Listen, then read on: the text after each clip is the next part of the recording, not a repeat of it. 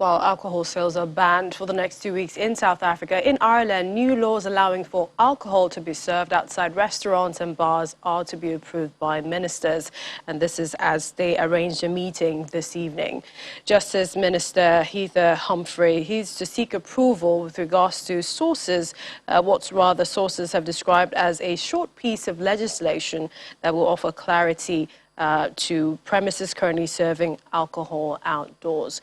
Well, joining us from Cork, Ireland is Dr. Monica Perez-Oike. She joins us now via Zoom. Glad to have you on the program. Hi, good evening. Thanks so much for having me on.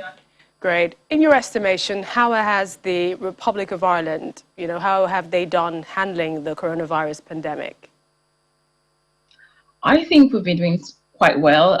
Like no country is perfect, but in terms of vaccine uptake, it's very, very high. And also the number of cases, COVID cases, is going down dramatically. So I think Ireland is doing a great job in terms of the pandemic. In terms of the variants as well, which is more, the Delta COVID variant or the other?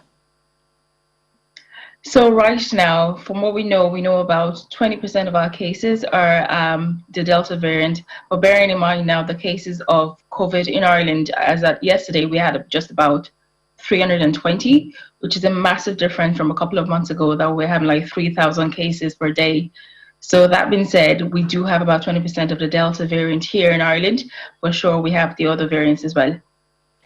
In terms of the vaccination rollout, which you talked about, the plan in the country, who is eligible? Has it passed the vulnerable stages? Are young people now getting vaccines? Yes, so our vaccination program started like the last week of December. So I think it was 29th of December. So initially it was mainly the frontline workers, and then it was everyone over 70. So by May, literally every over 70 that wants to be vaccinated is fully vaccinated.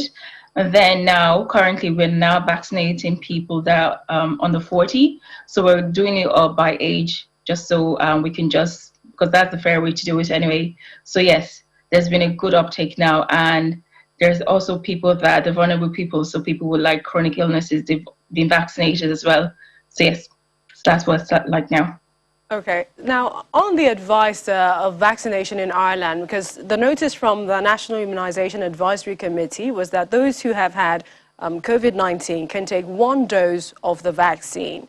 I mean, what did the national lead on the vaccine rollout? Why did he decide this and saying people can decide for themselves if they want to go ahead and take the second dose or not?